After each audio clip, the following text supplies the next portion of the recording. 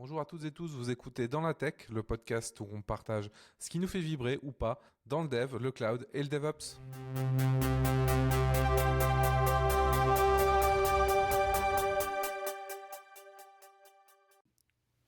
Et on est du coup très heureux de vous retrouver pour une saison 2 du podcast Dans la Tech.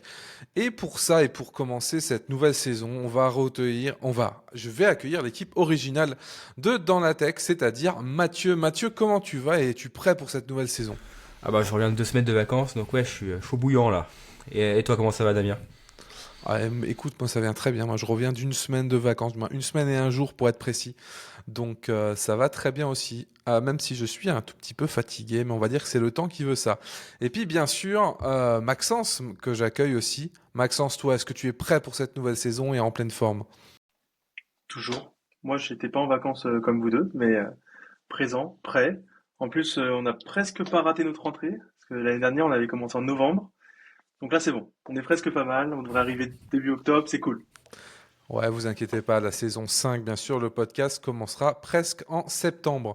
Mais l'intention est là, en tout cas, et ça c'est l'essentiel. Et en plus, Maxence, t'as pas besoin de vacances pour être en forme, ce qui est quand même super. J'espère que de votre côté, les auditeurs, vous avez autant de facilité à rester en forme.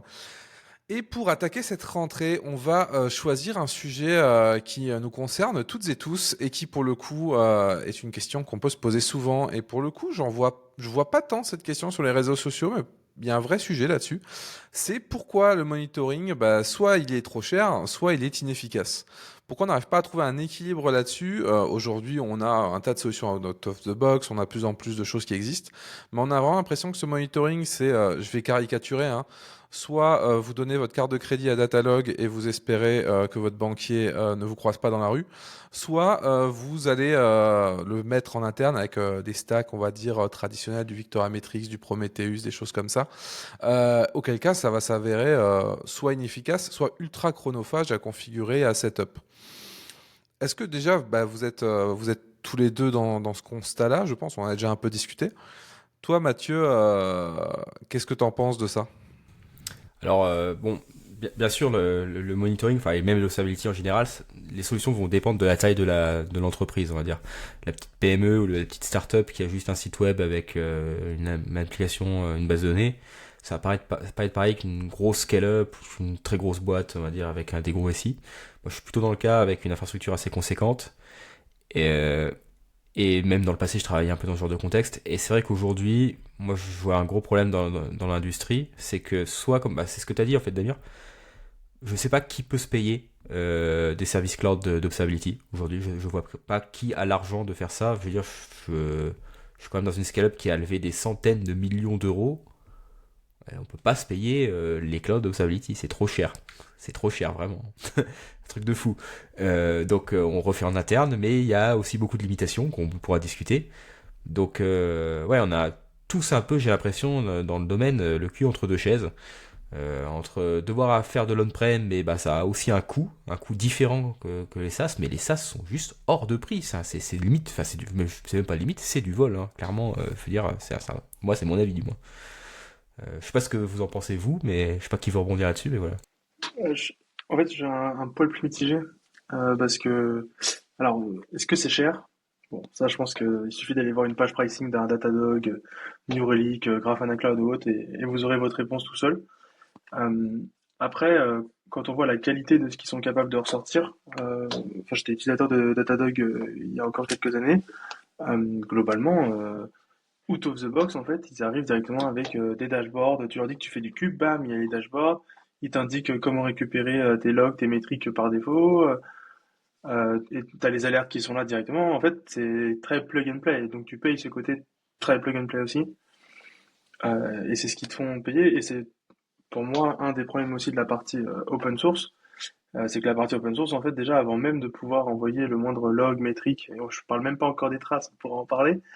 En fait, déjà, tu dois installer un nombre d'outils qui est juste ultra conséquent. Et alors, c'est sûr qu'une fois que ça tourne et tu l'oublies un peu. Mais il y a énormément de config à faire, de petites modifications, etc. à faire en permanence, qui reviennent aussi cher à la fin, mais moins cher qu'un Datadog quand même. Mm. Ah, mais après, oui, Datadog, ben, perso, moi je l'ai utilisé deux, trois fois. D'un point de vue, on va dire, efficacité, j'ai rien à redire. Je pense qu'aujourd'hui, si on veut du monitoring rapidement, après il y a d'autres solutions, il y a du Dynatrace, des choses comme ça. C'est des solutions qui sont extrêmement rapides pour être, on va dire, utilisables. Entre le temps où vous le setup et globalement vous rentrez votre numéro de carte de crédit et le moment où vous avez des dashboards qui sont compréhensibles par vos équipes, le temps est relativement court. Donc là-dessus, il n'y a pas de souci. Mais c'est vrai que le scaling du prix est violent. Moi, Datadog, c'est vraiment. Moi, j'ai eu deux, trois expériences. Ouais, dans l'autre, c'était qu'un POC, mais j'ai eu deux expériences complètes. On a fait une migration vers Datadog, dont une fois de solutions un peu anciennes, type Centréon. Le prix était tellement une horreur qu'au bout d'un an, la boîte a décidé de quitter Datadog parce que, à part pour des besoins très spécifiques, ils étaient plus sur Datadog. Parce que c'était trop cher en fait et les BU pouvaient pas assumer, les clients pouvaient pas assumer, donc du coup bah on s'est retrouvé à un peu revenir faire marche arrière et faire notre solution un peu custom pour le coup.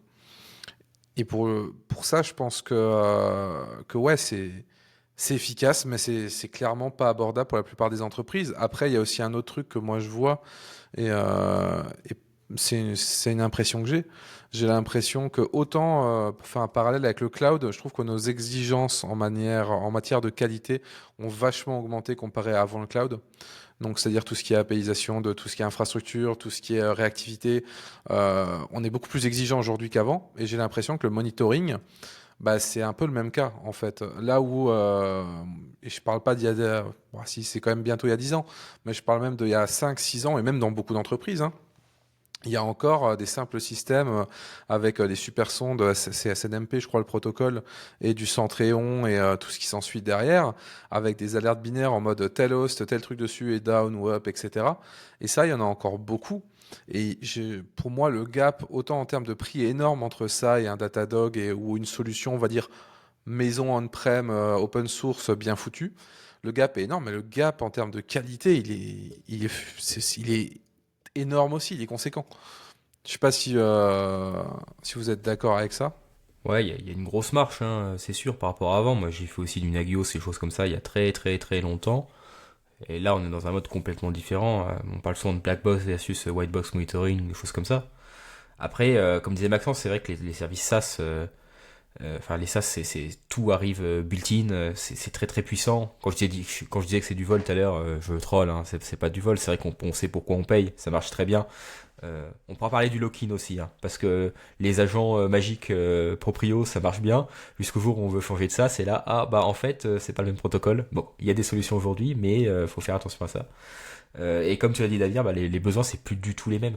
Aujourd'hui par exemple, on s'attend à ce qu'une application web classique, une API, expose des métriques sur ces IO. Donc par exemple les requêtes HTTP, souvent on parle des méthodes RAID ou choses comme ça, donc en fait les requests, le rate de requêtes par seconde, alors avec des labels par pass, par méthode, par statut code, pour pouvoir ensuite faire des requêtes là-dessus.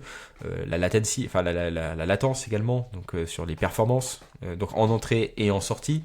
On s'attend à avoir des métriques internes sur, par exemple sur la JVM, je sais pas, sur le garbage collector, même en Go, des choses comme ça, ou sur des thread pools. On s'attend à avoir même des métriques métiers aujourd'hui. Pas seulement des métriques techniques, mais des métriques métiers qui vont aider le business à comprendre comment l'application est utilisée. Donc des métriques custom. Donc ça va très très loin. Et c'est vrai que c'est pour ça aussi que ça coûte cher, parce que là je parle des métriques, mais on pourrait parler des traces aussi, et des logs. Et ben en fait ça fait énormément de signaux qui sont générés, qui doivent être stockés, analysés, et de manière efficace. Parce qu'en plus quand on stocke des terras de métriques, des terras de traces, moi c'est mon cas, bah forcément les traiter ça a un coût.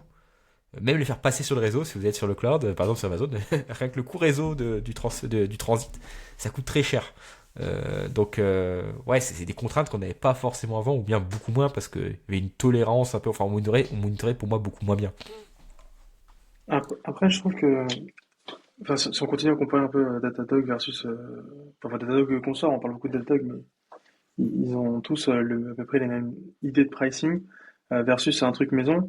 Il y a aussi pour moi un point intéressant, c'est que quand tu es à la maison, un Tera de plus sur ton S3, parce que globalement tes logs et tes métriques ont souvent tendance à finir sur ton S3, un Tera de plus, un Tera de moins, ça te coûte 5 € par mois, tu t'en fiches en fait, donc tu vas accepter de tout loguer et de tout récupérer dans tes logs, alors que chez Datadog, tu vas très vite avoir une logique de oula, tout coûte tellement cher que tu vas dire oula, non, mes logs, en fait, je les envoie plus et j'envoie que les erreurs, mais j'envoie que 10% des erreurs que j'ai dans mes logs.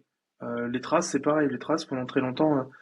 Je sais pas si vous avez connu l'époque un peu avant OpenTelemetry et compagnie, où c'était Datadog qui avait leur agent et d'utiliser vraiment enfin, des méthodes Datadog, etc. Il y avait écrit partout qu'il fallait absolument sampler tes requêtes, etc. et envoyer qu'un petit pourcentage de tes requêtes. Et la logique, je trouve, est toujours la même en fait sur tes métriques. Tu n'envoies pas les métriques si elles sont pas utilisées dans un dashboard ou quoi. Parce qu'en fait, sinon, à l'échelle, par exemple, Mathieu, chez toi, si tu essayes de calquer ce que tu as en monitoring chez toi en termes de volume, chez un Datadog, en effet, la facture, c'est impossible. Par contre, si tu commences à te dire, bah, en fait, je vais filtrer, peut-être que dans tes métriques, tu as 80% des métriques qui sont pas utilisées. Je dis ça, j'en sais rien, je connais pas ton setup, tu vois. Mais souvent, on a tendance à tout récupérer, à utiliser quelques trucs, mais en fait, on fait jamais dans les collecteurs, tu sais, on fait jamais le tri. On va dire, bah non, en fait, tous ces trucs-là, je les vire, tu vois, je les utilise pas. Par exemple, tout ce qui est en Go, toutes les métriques Go, j'utilise pas, bah, je les vire et je récupère que celles qui m'intéressent très spécifiquement. On est plutôt dans le mode inverse, et pour le coup, ça, chez Datadog, tu vas le payer vite très cher. Moi, j'ai fait du Datadog, j'ai fait du Grafana Cloud après. Les deux me disaient la même chose, hein, globalement. En fait, faut inverser ta logique et juste, tu envoies ce que tu as besoin. Mais ce qui me pose moins un problème sur ça, c'est que le jour où j'ai un problème, bah en fait, des fois, j'ai pas pensé à envoyer la bonne métrique ou le bon log. Et donc tu te retrouves à pas avoir l'information. Et c'est là où je trouve que la logique est mauvaise. C'est que pour moi, enfin, j'attends en tout cas, dans mon système de log, de métriques et de traces, d'avoir 100% de la data. Je lui envoie tout, je lui bourrine sa tronche parce que justement, je vais avoir, en cas de problème, je vais pouvoir récupérer tous mes logs, je vais pouvoir récupérer toutes mes traces, je vais pouvoir récupérer tout pour essayer de comprendre au maximum quel est le problème que j'ai rencontré et pourquoi je l'ai rencontré et essayer de mettre un peu en corrélation tout ça, quoi. Et dès que tu samples, bah, en fait, c'est mort, tu peux plus faire ça. Bah, je suis d'accord avec toi sur le fait que moi je suis pas fan justement de cette approche de pas tout envoyer pour deux raisons. La première, c'est celle que tu évoquais, hein, c'est forcément le jour où tu as une merde, la métrique dont tu auras besoin, tu l'as pas mise dans celle que tu récupères. Ça, c'est la loi des séries, hein, on le connaît tous, on l'a tous déjà eu. Et la deuxième raison, qui est une raison, on va dire, peut-être un peu plus spécifique, peut-être que clairement on sera pas d'accord avec moi, mais quand on fige, on va dire, on shortlist les métriques qu'on va récupérer, etc., pour du coup éviter de surfacturer ou autre, j'ai l'impression que ça fige aussi beaucoup la création de dashboards, la création d'indicateurs, etc. de l'autre côté, dans le sens où les gens auront il faut qu'ils aient la main en fait sur l'ajout de métriques dans les choses qui sont remontées, etc. C'est beaucoup plus contraignant, on peut pas faire de tests rapidement, etc. Donc là-dessus, je trouve que c'est très très vite aussi on va dire un frein, je dirais pas à l'innovation, mais en tout cas à la création, l'amélioration de dashboard avec des métriques autres. Parce que il y a énormément de métriques en fait. Moi, généralement, quand on rajoute du monitoring, moi je vais prendre l'exemple côté Waze de globalement comment ça se passe. En général, quand on a un nouveau produit qu'on monitore, moi je prends un exemple, même s'il est déjà monitoré, mais imaginons demain on veut rajouter du monitoring sur HAProxy, on va rajouter un exporteur et cet exporteur, on va récupérer toutes les métriques et à partir de là, on va construire un dashboard avec les métriques qui nous semblent pertinentes par rapport à notre expérience qu'on a dessus. Et typiquement, ce qui arrive régulièrement, c'est qu'on fait de l'amélioration continue, même tout le temps du coup. Ce qui arrive, c'est que la plupart du temps, le dashboard, on va le créer, on va l'initialiser avec, on va dire, une vision minimale qu'on avait avant les métriques. Et au bout d'un mois, à force d'avoir potentiellement des bugs d'incidents, des debugs de perf, etc., on va savoir quelle métrique n'est pas complète, quelle il faut potentiellement corréler avec d'autres. Et on va se rendre compte qu'entre les métriques qu'on avait au moment X et ce qu'on en a eu comme expérience Y, on va pouvoir l'améliorer en ajoutant justement ces nouvelles métriques. Et là-dessus, j'en viens aux deux points. C'est que le premier point, c'est comme tu dis, Maxence, en général, les métriques que tu vas ajouter, tu les aurais pas mis de base. Donc du coup, là, on pourra pas savoir si elles sont pertinentes. Alors que là, on peut tout de suite faire une corrélation et se dire, ah, quand on avait cet incident-là, on l'avait pas vu sur le dashboard. Par contre, la métrique là le montrait. Et d'un autre côté, Là où c'est intéressant, c'est que c'est très rapide à ajouter dans le dashboard. Globalement, on l'ajoute dans le Grafana, on commit dans notre Git l'export JSON et c'est déployé. Donc du coup, on a tous nos dashboards qui ont du coup cette mise à jour. Et pour moi, si on ne remonte pas tous les métriques, ce cycle, on va dire, d'amélioration continue, il est beaucoup plus lourd et beaucoup plus contraignant. Je sais pas, toi, quelle expérience tu as avec tout ça, Mathieu, ce que tu en penses? Alors, Maxence a déjà raison que parfois il y a de l'abus. Les métriques, nous, pour le coup, enfin moi j'ai beaucoup travaillé sur le sujet. Je monitore la cardinalité des services, je fais très attention à ce qu'il y a en label. J'ai même des alertes qui remontent si des services ont des cardinalités de métriques élevées, donc si elles si génèrent beaucoup de métriques. Par contre, sur les logs, en effet, les logs, il y a de l'optimisation à faire. Ça, c'est sûr. Il y a beaucoup de boîtes, même j'en ai connu dans le passé, qui loguent n'importe quoi. Mais par contre, aujourd'hui, même des métriques de base, ça coûte très cher.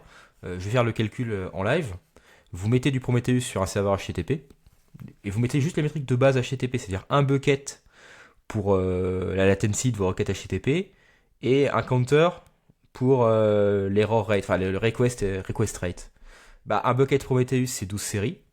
Pour 4 verbes HTTP, get pot put delete, get pot put delete, vous faites x4. Pour 5 status code, parce que généralement c'est par status code, donc 200, 201, 400, 401, je sais pas 500, en réalité il y en aurait plus. Hein. Pour 100 passes, donc je fais 12 x 4 x 5 x 100, un truc comme ça. Je suis déjà à 24 000 séries. Et là sur le cloud, je suis déjà à des milliers d'euros par mois. J'ai encore, et je compte même pas l'infra, je compte pas les coûts réseau, je compte pas. Voilà, et donc vous multipliez ça par. En fait, là, en plus, c'est des petits chiffres. En réalité, il y a beaucoup plus de statut code, donc vous faites x10. Et très rapidement, vous avez des services avec 20 000, 30 000, 40 000, 100 000 séries, multiplié par le nombre de services, plus les métriques infra, etc. Et ben, la facture cloud, elle est déjà à 100 000, 200 000, 300 000, 400 000 par an. En fait, ça monte extrêmement vite aujourd'hui. Et c'est ça le gros problème des services cloud. C'est pour ça que je disais au début, j'ai du mal à voir qui peut se payer ça, parce que même en faisant gaffe, notamment sur la partie métrique, ça coûte une fortune. Et sur les traces, moi ça m'embête de drop des traces. On est comme disait Maxence, les traces c'est un outil très, très utile pour débugger. D'ailleurs on pourra en parler, mais je pense que les traces vont remplacer les logs. En fait je préfère avoir aucun log et les traces. Et ça me coûtera aussi moins cher. Les traces c'est vraiment quelque chose, pour moi une brique de base. Et donc j'essaie de les garder. Mais voilà, moi je reste un peu sur ma position que aujourd'hui le cloud c'est trop cher. Et moi j'ai des expériences aussi dans le passé de migrer de cloud vers l'on-prem et diviser par 2, 3, 4 la facture. On parle de facture à 6 chiffres parfois. Ou même de faire des devis pour repartir dans le cloud, parce que personne n'aime maintenir sa stack de monitoring. Moi c'est pas un truc, je suis pas d'intérêt personnel à faire ça.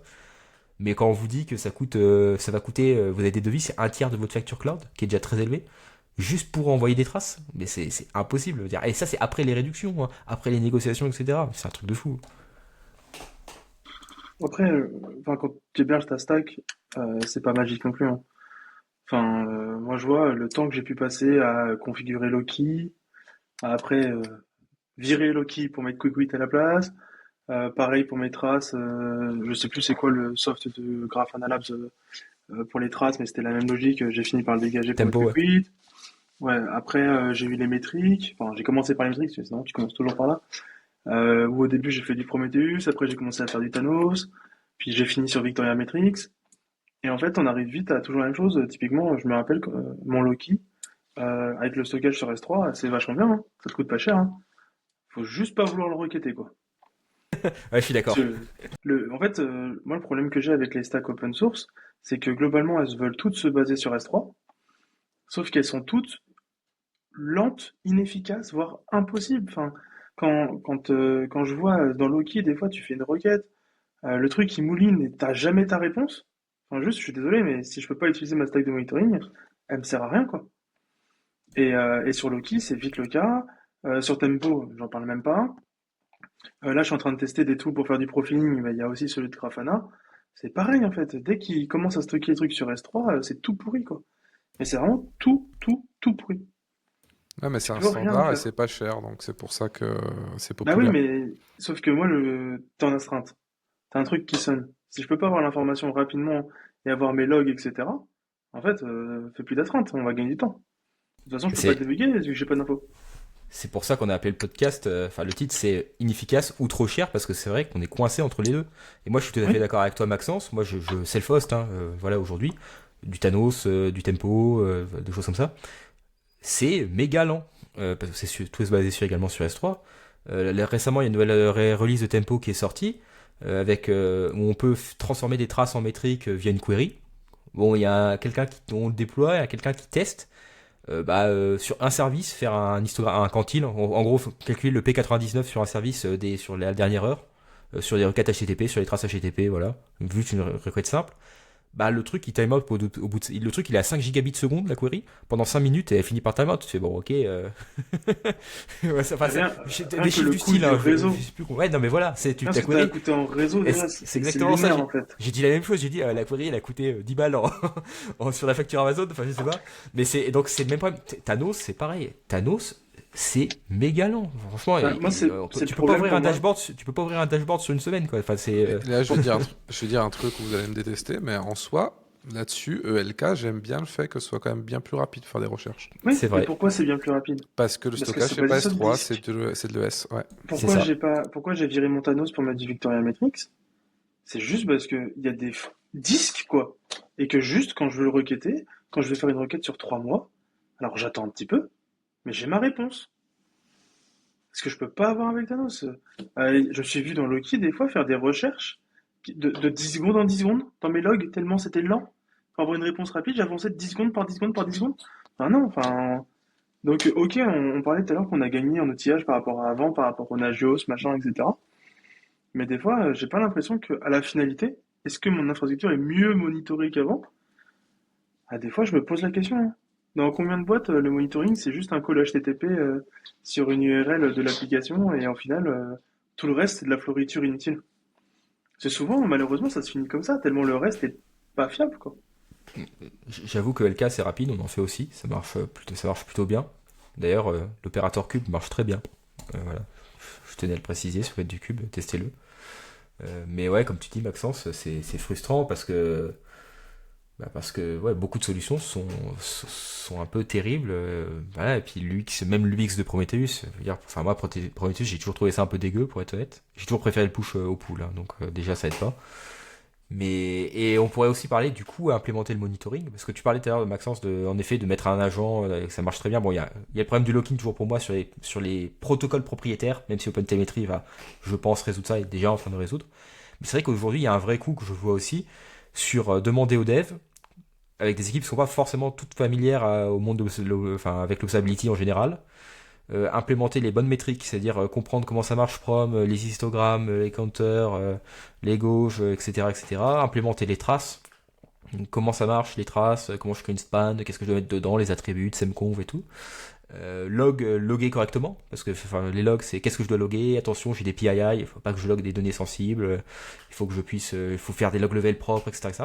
Et donc c'est un vrai coût pour les équipes, en fait, également, c'est pas que le coût infra, en fait, il y a le coût aussi de maintenance de l'observability dans le code, qui est très important aujourd'hui, et même en standardisant, en faisant des librairies, etc., c'est un vrai coût, euh, et ça met du temps également à implémenter. Là, je vais peut-être être un peu l'avocat du diable, mais en vrai, aujourd'hui, si tu regardes sur le taux d'entreprise, je pense qu'il n'y en a pas beaucoup qui l'ont implémenté. La partie vraiment, on va dire, rien qu'avoir un APM basique, hein, il y a quand même beaucoup d'entreprises et de boîtes qui en ont pas. Et après, qui passent des heures à essayer de débug avec des informations partielles pour des problèmes de perf, pour des problèmes de call sur des URL externes et tout ça. Alors que tu fous un APM, tu gagnes du temps en debug. Mais énormément de boîtes, je pense que la grande majorité des boîtes aujourd'hui n'ont pas d'APM, n'ont pas de traces, n'ont pas tout ça. Et là, c'est un peu des problèmes, on va dire, de riches. Mais ce qui est dommage, c'est qu'il y a une vraie du coup valeur ajoutée. Et ce que tu dis que ça coûte de l'argent et du temps de mettre en place, mais ça t'enlève aussi beaucoup de temps de debug, hein. Parce que j'ai déjà vu, hein, des cas de debug où l'application est lente depuis 2 semaines, il n'y a personne qui sait pourquoi, le dev il a passé une semaine dessus. Tu dis, mais t'as mis un APM? Non, tu fous un APM. Le mec, tu fais, ah bah oui, mais c'est bizarre, là, t'as un appel à telle API externe et elle prend tant de secondes de trop et tu te rends compte que bah, c'est ça qui te provoque toute la merde.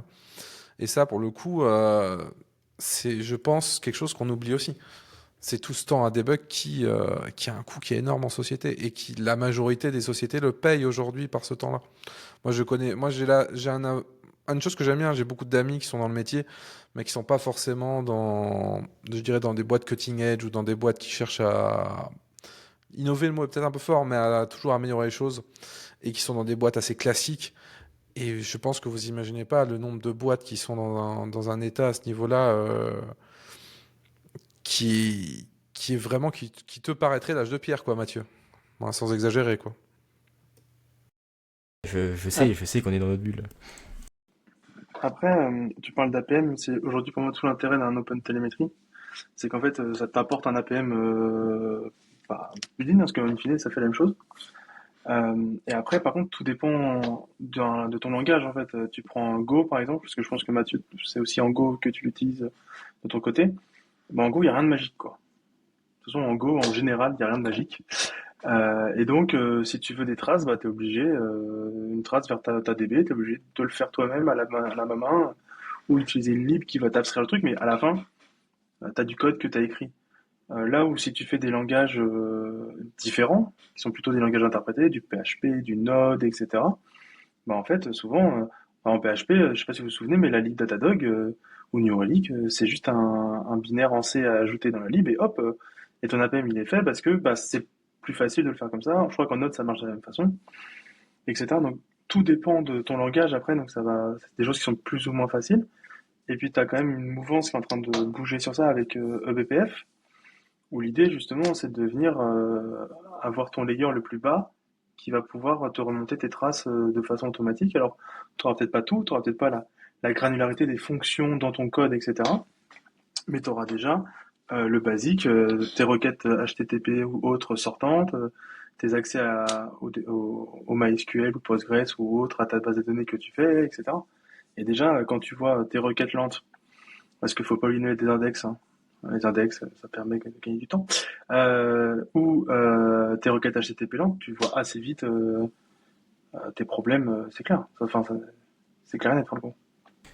Bah, c'est vrai, après, je ferai quand même attention avec le BPF, etc. Ça marche très bien. Enfin, ça marche très bien. On est encore au début, on va dire. Il y a déjà des solutions, on va dire. Par contre, il y a un truc qui me dérange aussi sur ça. C'est que, ok, ça marche, il y a la base, HTTP, etc. Mais le vrai intérêt de l'observability, c'est aussi, un peu ce que je disais au début, d'avoir des informations métiers. C'est-à-dire, moi, j'adore attacher à mes spans, si on parle de traces, des informations métiers, organization ID, user ID, action, enfin voilà, des trucs un peu vraiment qui parlent au métier pour pouvoir suivre des flux utilisateurs de manière beaucoup plus précise, comprendre quelle organisation fait quoi, à quel moment, suivre son parcours. Sur la partie métrique, je pourrais aussi mentionner les SLO. Les SLO les plus intéressants, ça reste les SLO produits. Donc avec des métriques souvent un peu custom. Moi je m'en fais. Mon client, il me s'en fiche que mon Kafka consumer rate il soit à 3% d'erreur, je sais pas quoi. Lui ce qu'il veut c'est un SLO de type j'arrive à faire telle fonctionnalité. Si je suis sur une marketplace, ça va peut-être être valider mon panier, payer, je sais pas moi, naviguer, enfin je sais pas, faire une recherche sur le site. Donc des SLO comme ça souvent demandent des métriques custom, ce qui n'est pas possible en fait avec eBPF, de la même manière que ça, on peut pas ajouter des attributs custom sur les traces avec. Enfin, sur les spans. Ça reste quelque chose de très générique, en fait. Là où le vrai intérêt pour moi d'observabilité, c'est d'aller quand même dans le spécifique, dans le métier. Ouais, mais pour moi, ça te fait un premier niveau, c'est-à-dire que c'est pas parfait, mais ça fait un premier pas qui est pas trop dur si ton système a déjà le BPF, machin, etc., il y a des prérequis. Et au moins, ça te permet d'avoir un premier niveau qui serait plutôt l'APM, plutôt que de la pure trace. Et de là, après, quand tu vas commencer à avoir l'intérêt, c'est là où pour moi, tu vas passer au level d'au-dessus, qui est de dire, ah ouais, mais en fait, maintenant, je voudrais bien pouvoir suivre vraiment, toi, mon organisation ID, mon user ID, machin, et tout transférer. Et c'est là où tu vas commencer à aller modifier ton code, etc. Mais enfin, New Relic et Datadog, au début, ils se sont fait connaître, c'est parce qu'ils avaient des APM qui marchaient, quoi. C'est ça qui les a fait connaître en tout premier lieu. Et après, ils ont développé leur business. Enfin, moi, Datadog, j'ai découvert parce qu'un jour, j'avais un problème de perf. Bah, j'ai installé leur agent, 5 minutes, mon truc était réglé, mon free trial n'était pas fini, que j'avais réglé tous mes problèmes de perf, et j'ai jamais payé. Bon, c'est peut-être pour ça qu'ils se sont rattrapés maintenant sur les facturations, c'est parce qu'il y a beaucoup de gens comme moi qui ont testé et qui ont réglé leurs problèmes et fin, quoi. Donc tu es en train de dire que les gens, il faut plus aller râler auprès de Datadog, mais auprès de toi pour les prix. Alors, ils peuvent essayer, je suis pas sûr que j'aurai un grand impact chez Datadog par contre, hein. Je peux vous envoyer un commercial Datadog si vous voulez, mais Non, mais, non, mais en vrai, j'adorerais pouvoir acheter du SaaS. J'adorerais, mais franchement, trop cher. Bon, enfin, toujours un À problème en partir, fait. à Trop cher. partir du moment où le prix du SaaS, tu peux avoir une équipe de 2-3 personnes qui s'occupent de ça full time, plus le matos, c'est vrai que c'est compliqué de Ouais, justifier ça, quoi. après, il n'y a pas que ça, hein. Parce que là, c'est bien, on a nos métriques, on a nos traces, on a nos logs. Mais maintenant, quand il faut faire des alertes, des fois, enfin, typiquement, la dernière fois, je cherchais des alertes pour Trafic. J'ai l'impression que j'ai demandé un truc de fou, quoi. Enfin, Bah, personne partage. En fait, on ne partage pas les alertes qu'on a déjà. Genre, c'est une bête alerte 500, enfin, pour toutes les 5 XX en code HTTP, c'est bon. Tu trouves rien sur Internet ou le truc qui marche pas. Enfin, et donc, en fait, chaque boîte réimplémente la même chose pour le même soft. euh, et il y a il y a rien qui est partagé, quoi. Alors que tu arrives sur un Datadog, un Neuralink, tu dis que tu as Traefik, hop, tu cliques sur le petit bouton, tu as le dashboard ouais. qui arrive, hop, tu as les alertes qui sont arrivées, hop, et tu plus qu'à reconfigurer les seuils et dire vers où tu veux être notifié. Et c'est ça, pour moi, c'est ça qui vendent, c'est ce côté très plug and play que tu n'as pas du tout, du tout, du tout, du tout quand tu self-host. Ouais, je suis tout à fait d'accord. Les alertes, bah, tout le monde réinvente sa sauce, hein, clairement moi aussi. Enfin, on a des frameworks qui abstraient les choses de plus en plus pour que les devs aient pas trop à écrire du PromQL, quoi, non. Enfin, on a des abstractions pour pas créer des fichiers, etc. Mais voilà. Mais je suis désolé, le pricing. Enfin, on parlait de New Relic. Je connais bien la solution. Je l'ai utilisé dans le passé. J'ai fait des devis et tout. Euh, là, je suis sur la page.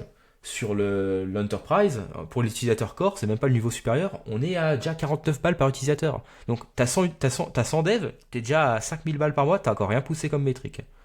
Ou par an, je sais plus. Non, c'est par mois, c'est par mois. 5000 balles par an, t'as rien poussé. Et pour les utilisateurs full plateforme, on est à 349 par mois. Alors je pense que ça doit être les admins, mais même sur les utilisateurs core, voilà, sur des grosses équipes tech où il y a 200-300 personnes, on peut pas dire, bah allez, il y a déjà 200 000 qui part, ou je sais pas, 150-200 000 par an, qui part rien que dans la licence, enfin sur les sites, alors qu'il y a zéro user.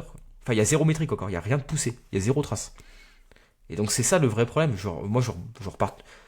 En fait, moi je suis coincé quoi. J'ai pas envie de maintenir la stack d'Observability. Enfin, c'est plus vraiment moi qui la maintiens aujourd'hui, mais quand même. Parce que c'est vrai que c'est du coup, enfin, je suis vraiment tout à fait d'accord. Les dashboards, des alertes, réinventer la roue en permanence. Mais qui peut payer ça quoi? Qui peut payer New Relic at scale? Je comprends pas. Bah, c'est ce que je disais tout à l'heure, tu C'est payes, mais coincé. tu filtres. Bah, mais T'en vois même en plus tout. filtrant. Même en filtrant, toi, rien que les utilisateurs, je peux pas filtrer et dire tout le monde n'a pas accès à la plateforme, tu vois. Bah si. Les devs, de toute façon, Bah, les devs, ils veulent jamais regarder. Voilà, bah c'est la si. faute des devs, ils veulent pas. Non, non, non, je suis pas d'accord, mais surtout nous, il Non, faut mais Ouais, c'est c'est écouter tout le ton problème, outil, c'est que toi, c'est. tu peux pas filtrer sur les users parce que c'est dommage que quelqu'un n'ait pas les informations dont il a besoin pour bosser. Ouais.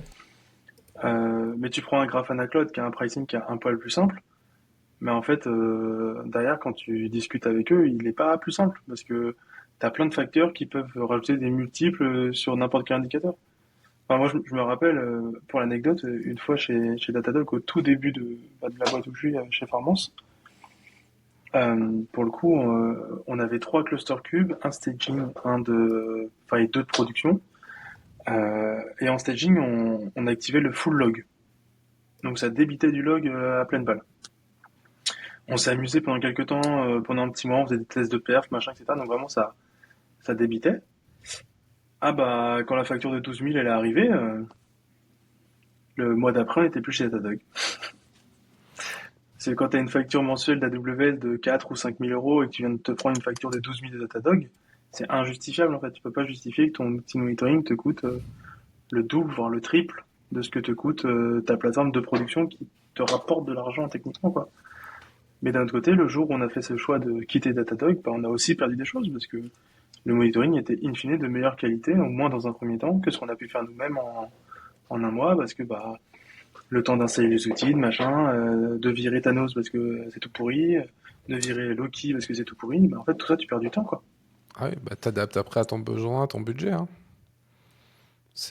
Tu peux aller acheter une baguette de pain très vite en prenant une Ferrari, hein, mais après, bon, ça te revient très cher. Tu peux aussi y aller à pied ou en vélo, ça te revient moins cher, mais ça te demande de l'effort et du temps, quoi.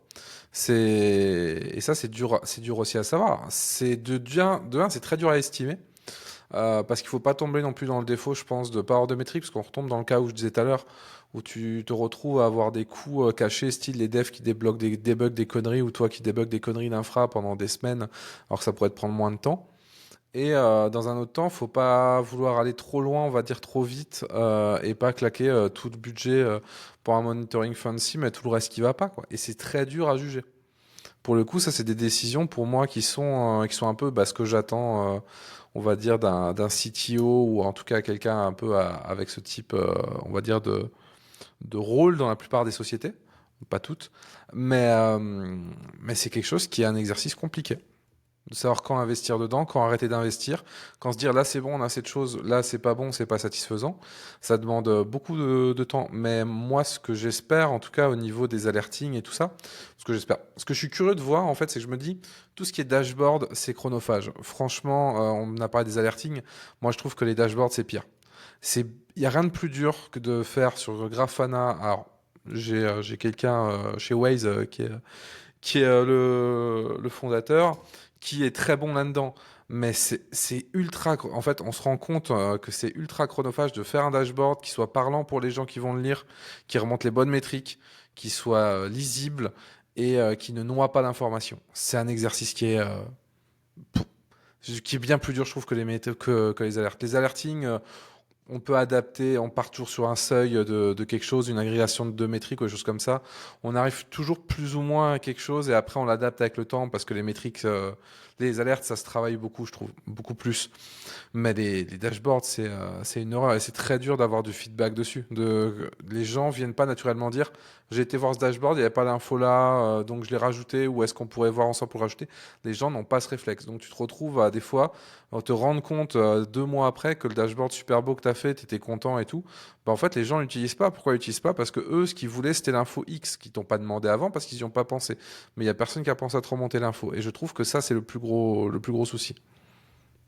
Ou voir, ils savent pas que le dashboard existe. Ça, Ou c'est qu'ils les savent gars pas, qui. mais ça c'est un problème Ça, de c'est com plus plus. général. Ouais, c'est Ça, un ça arrive problème souvent.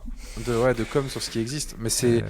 c'est des vrais problèmes qui sont chronophages. Mais pour le coup, c'est Ouais, aussi des problèmes qui existent un peu, on va dire, sur du Datadog ou autre, mais à c'est vrai. partir du moment où t'as pas les infos. Moi, tu sors des dashboards génériques. Parce que les Bah, dashboards génériques sont bien, mais il y a forcément un moment où tu sors pour 2 3 cas. Tu vois, notamment, tu vois, Mathieu, tu parlais des métriques un peu métiers. En général, ça va être sur des trucs vraiment très custom.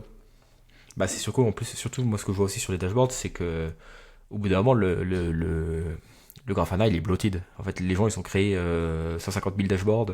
Il y en a 15 qui font la même chose, plus ou moins, qui ont été forqués, etc., etc. Et en fait, il faut, si dès le début il n'y a pas une consistance forte avec même des normes, hein, enfin des conventions de nommage sur les métriques, les labels, pour pouvoir avoir des dashboards partagés entre applications, même entre langages, hein, je parle.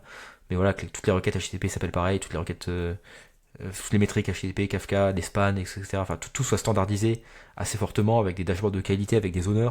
Ça part en vrille. Euh, mais ça, on le voit aussi sur d'autres outils. Mais oui, c'est très complexe. C'est très complexe l'observability.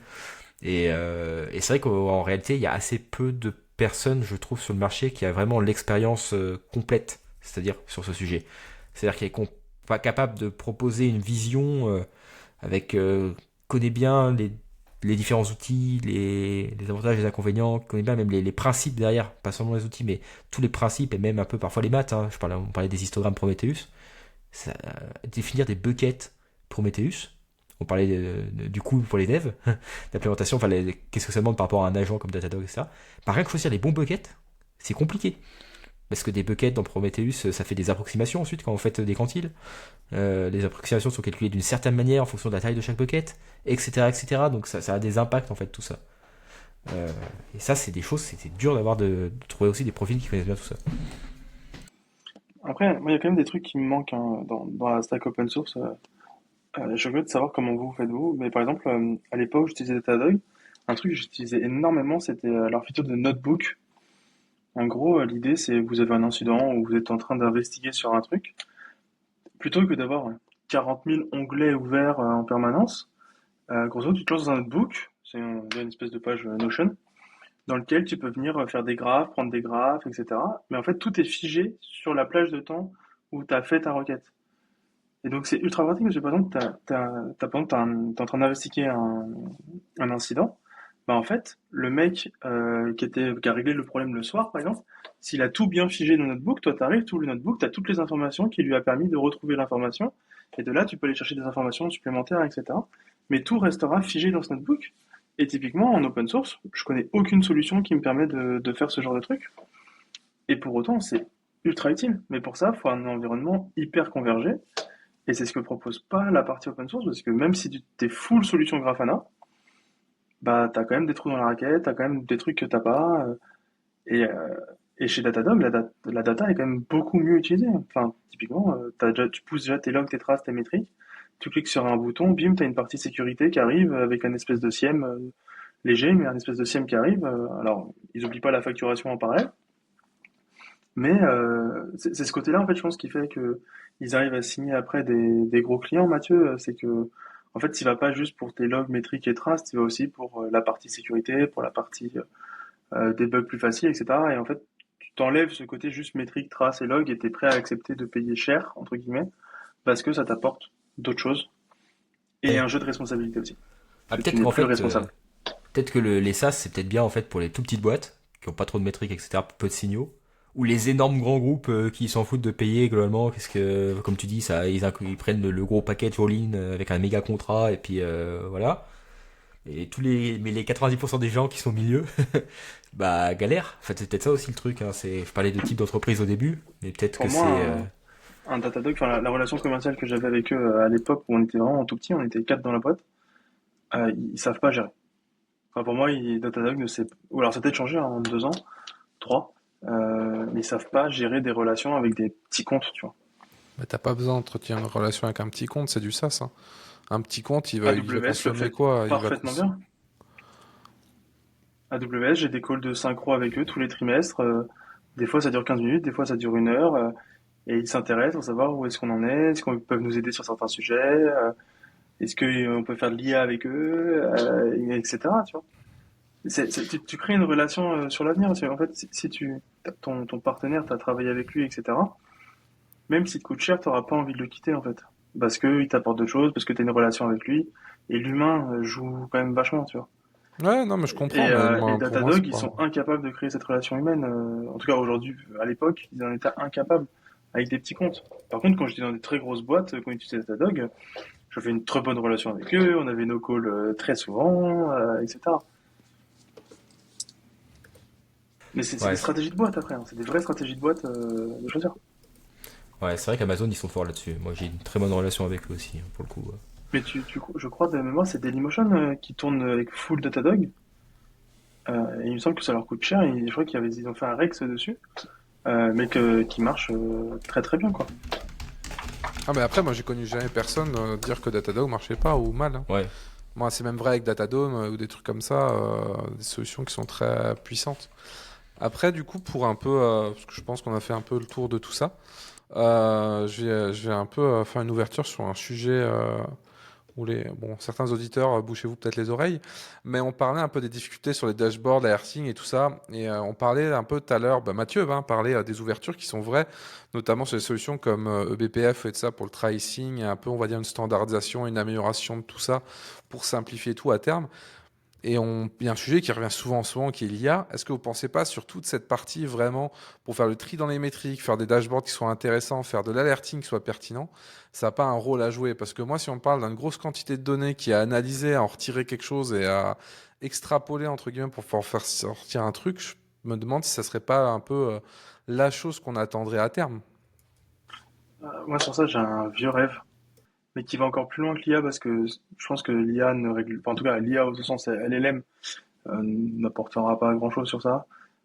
Par contre, enfin, je comprends pas, tu vois, qu'aujourd'hui, nos stacks de monitoring ne soient pas blindés de machine learning, quoi.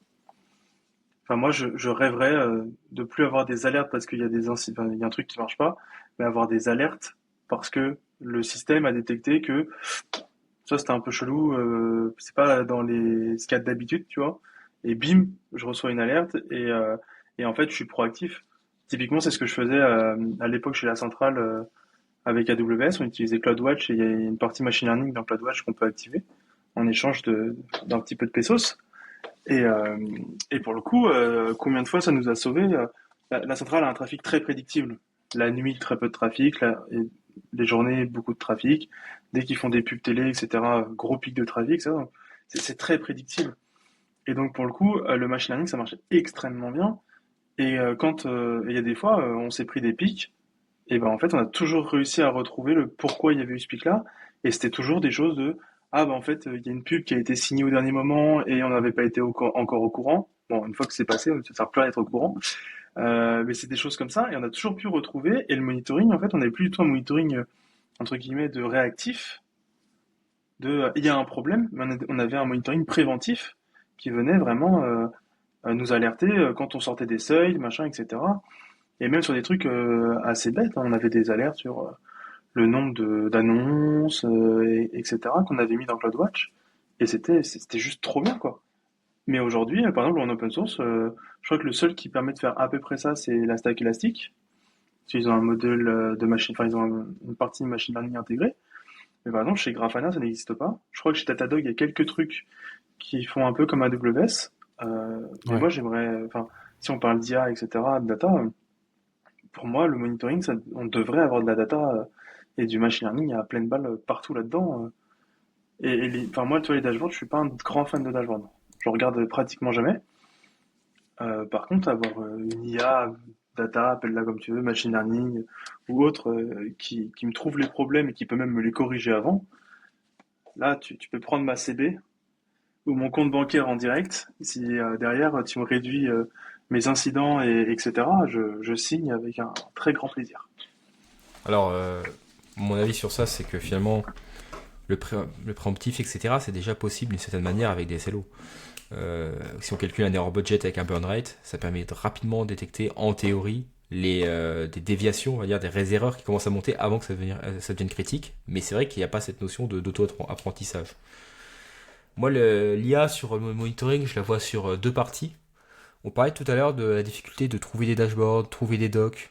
Parce que y a bien sûr trouver pourquoi il y a le problème, mais aussi comment le résoudre hein, quand on est en incident, notamment en astreinte.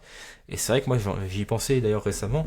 J'aimerais bien des fois quand je reçois certaines alertes que le truc soit capable de me dire ah bah tiens cette alerte là basée sur la doc, basée sur les incidents parce qu'on documente énormément nos incidents, les incidents précédents etc. Boum, il y a déjà des guides, des liens vers certains dashs, certaines commandes. On a beaucoup d'outillages internes hein, donc certaines commandes pour éventuellement, enfin voilà, déjà des suggestions en fait, un bot d'aide on va dire à l'investigation qui à partir des alertes et de certains signaux arrive à faire sortir une théorie de qu'est-ce qui se passe. Ça c'est un truc qui je pense serait déjà intéressant qu'on n'a pas aujourd'hui je pense mais que éventuellement on pourrait. C'est des trucs sur lesquels j'ai réfléchi. Et sur la partie apprentissage auto, pourquoi pas, mais après il faut voir comment ça se matérialise en fait. Parce que c'est vrai que euh, je reviens sur l'histoire des SLO, mais en fait je pense que les SLO c'est un outil qu'on n'utilise pas assez dans l'industrie parce que c'est assez simple en fait conceptuellement et ça permet déjà de voir beaucoup de choses avec des formules vraiment simples.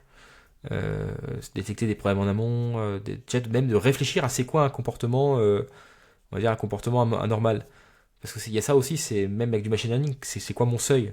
Oui, je peux comparer à la semaine dernière ou au mois dernier, mais est-ce que ce sera pertinent? Est-ce que, par exemple, si je passe de 100 millisecondes à 150 millisecondes, est-ce que c'est grave? Peut-être, peut-être pas en fait. C'est un peu ça aussi la difficulté du machine learning, c'est quand est-ce qu'on déclenche, est-ce qu'on n'a pas de fausses alertes ou des choses comme ça ensuite.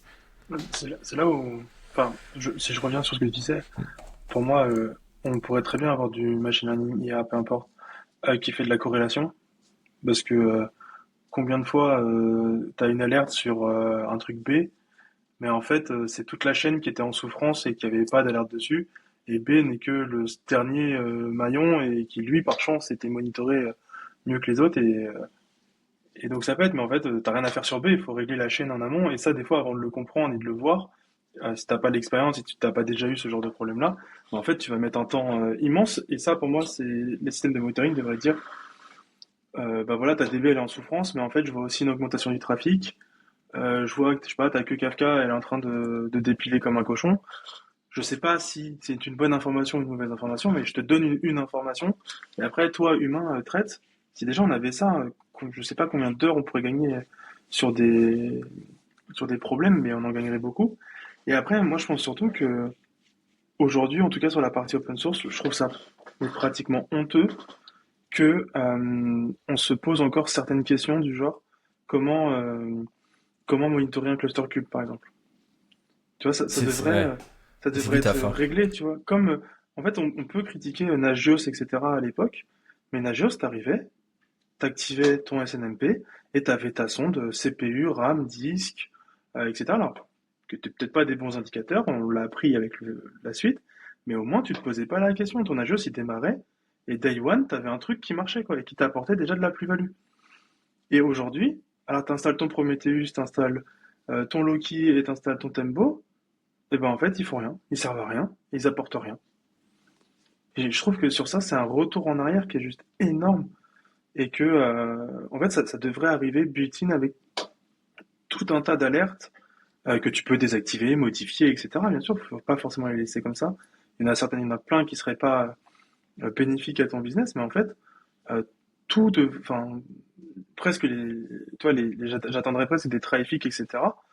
Quand je l'installe, qui me créent des Prometheus rules directement et qui me disent voilà tout en fait. Pourquoi moi je devrais me faire chier à savoir qu'est-ce qui fait que mon traffic marche pas bien? C'est qui l'éditeur? C'est qui fais-le?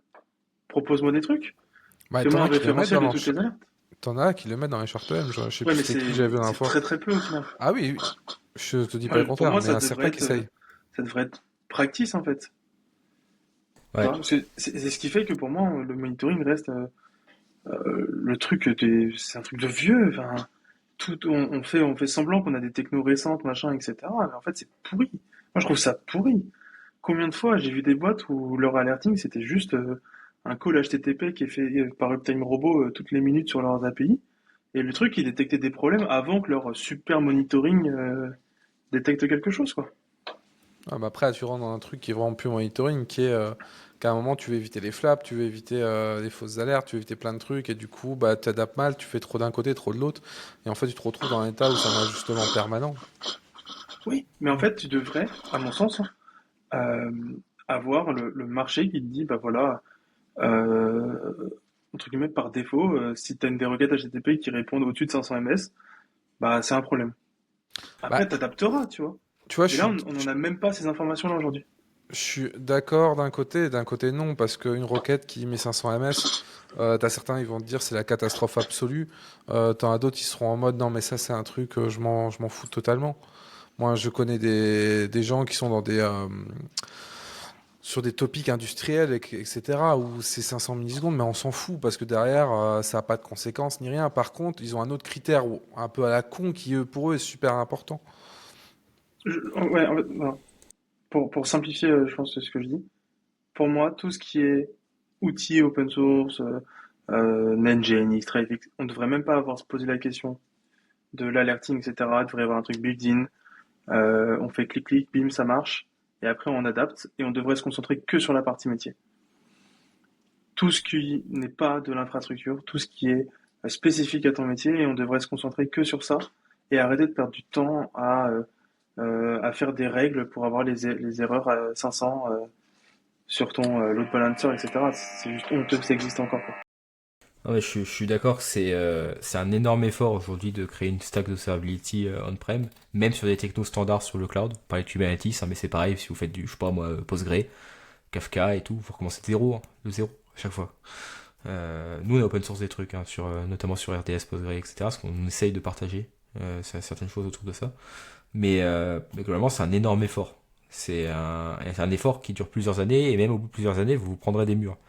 Il y a quelques temps, on a eu un incident sur un cluster Kubernetes qui n'était pas critique, hein, où en fait il y a eu un bug dans Kyverno, il y avait un script qui était buggé, un script de cleanup de la charte Kyverno qui vient d'eux-mêmes, qui fait que les admissions, non les quoi, enfin je sais plus, il y avait une ressource qui s'accumulait dans le cluster, et en fait on avait oublié de mettre l'alerte sur le nombre de ressources dans le cluster, et à un moment le cluster a craché. Quand je dis craché, c'est-à-dire que le cluster a été quasiment irrécupérable parce qu'on avait, je sais plus, 700 000, 800 000 ressources Kyverno, et à un moment, boum, d'un coup, que ça est passé de je marche à je marche plus.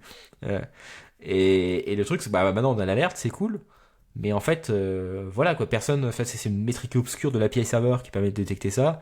Il y a 2 personnes sur Google qui la documentent et encore. Enfin, c'est un truc qu'on peut jamais tomber dessus si on s'est pas pris le mur un jour vraiment. Et ça, on le voit. Moi, je l'ai vu pendant des années, ça en fait. C'est que l'expérience qui permet de créer Faut déjà avoir une expérience de la brique open source pour pouvoir créer l'alerting, sinon vous prendrez des méga murs. Parce que même sur internet, il y a très peu de contenu en fait. Si vous regardez comment monitorer du cube sur internet, oui, vous allez trouver des trucs, mais vous aurez à lire 50 articles de blog disparates, et encore, il y aura pas tout. La moitié, les alertes seront pas bonnes, il y aura des record rules qui seront pas bonnes, en fait, ce sera buggé, il y aura des problèmes de cardinalité parfois, ou je sais pas quoi, enfin bref, il y a toujours des problèmes. Et c'est un coût monstrueux, mais on vient sur. Moi, je tourne en boucle sur. J'ai pas envie de faire ça, mais j'ai pas le choix parce que le SaaS coûte cher. Voilà. En fait, c'est. Coincé. En fait, je suis dans une boucle infernale. Je suis désolé. Je sais pas quoi dire d'autre. En fait, je sais pas quoi dire d'autre. Mathieu nous renvoie au début. Hop, Ah, mais c'est allez. ouais, c'est vraiment ça. On a Maintenant, fait. vous C'est prenez serment votre qui se mord la curseur, queue. vous le remettez à 5 minutes et vous pouvez réécouter. Ah, c'est la fameuse technique qui est aussi utilisée sur TikTok. Comme ça revient au début, les gens remarquent pas, ça fait du listen time. Mais en tout cas, je pense qu'on a fait un bon petit tour du sujet, un sujet qui, bah oui, au final, est quand même intéressant, même si c'est pas forcément un sujet qui monopolise les discussions sur Twitter. Mais on gagnerait peut-être plus à échanger des fois là-dessus que sur pourquoi Bash doit rester dans le monde du cloud ou pourquoi Kubernetes ajoute de la complexité à mon bar métal. Mais bon, ça c'est, on va dire, encore une digression. Est-ce que vous avez un petit dernier mot à dire avant de laisser du coup nos auditeurs et auditrices? Ouais, je peux commencer. Allez. Bon, on a beaucoup critiqué le monde du monitoring aujourd'hui. À raison, je pense. Il n'y a pas de solution magique, hein, malheureusement. Il y a il y a des avantages et des inconvénients un peu partout. Mais je voulais quand même dire que moi, c'est un domaine qui me passionne quand même. Je travaille dessus depuis le début de ma carrière. Je continue de travailler énormément dessus. C'est pour moi un point. En fait, l'observability en général, pas que l'infra, mais métier, etc. Enfin, l'exploitation de toutes ces métriques. En général, c'est quelque chose qui peut amener une énorme plus-value, on va dire, pour l'entreprise. Et donc, ça reste un domaine avec beaucoup de choses à faire. Je suis sûr qu'on verra beaucoup d'évolutions qui évoluent également très très très vite, hein. Bon, on n'a pas le temps d'en parler là, mais c'est un domaine qui évolue beaucoup, des nouveaux standards, des nouvelles manières de faire, des nouveaux outils. Euh, bon, on reste positif et bonne chance pour tous les SRE, Ops ou les gens de l'infra qui maintiennent ces stacks là, parce que c'est vrai que c'est pas simple. De mon côté, ça serait plutôt une question. En fait, je serais vraiment curieux que les gens nous disent sur Twitter ou autre, hein, mais on est principalement tous les trois sur Twitter. Je serais vraiment curieux de savoir leur avis déjà sur leur stack de monitoring, sur les outils SaaS, etc. Et voir si les gens partagent notre avis sur la préhistoire de toute cette histoire, ou est-ce que c'est juste nous qui avons trop fumé? Et pourtant, on est clean. C'est une bonne question. N'hésitez pas à nous répondre sur Twitter, en commentaire, directement sur vos différentes plateformes. Et puis, on regardera ça attentivement. Moi, de mon côté, comme je disais, je pense qu'on se tire un peu les cheveux parce que le sujet nous intéresse et parce qu'on sait l'importance que ça a, donc on creuse beaucoup. Mais je pense quand même que les choses au fond s'améliorent petit à petit. C'est juste qu'il y a un effet de scope et qu'on est quand même de mieux en mieux là-dessus et que ça va continuer dans cette voie-là. Donc on va dire que je suis quelqu'un d'optimiste là-dessus et j'espère qu'on va continuer de ce côté-là. Donc n'hésitez pas aussi à nous suivre. Du coup pour cette nouvelle saison, on va parler comme toujours de plein de petits sujets tech qui nous font discuter et qui nous passionnent entre nous et avec bien sûr des invités comme à la saison précédente. Et on va essayer d'ajouter plein de petites choses cette saison, changement de générique comme vous l'avez entendu, et aussi à terme du live possiblement. Donc n'hésitez pas à nous suivre et je vous dis à la prochaine.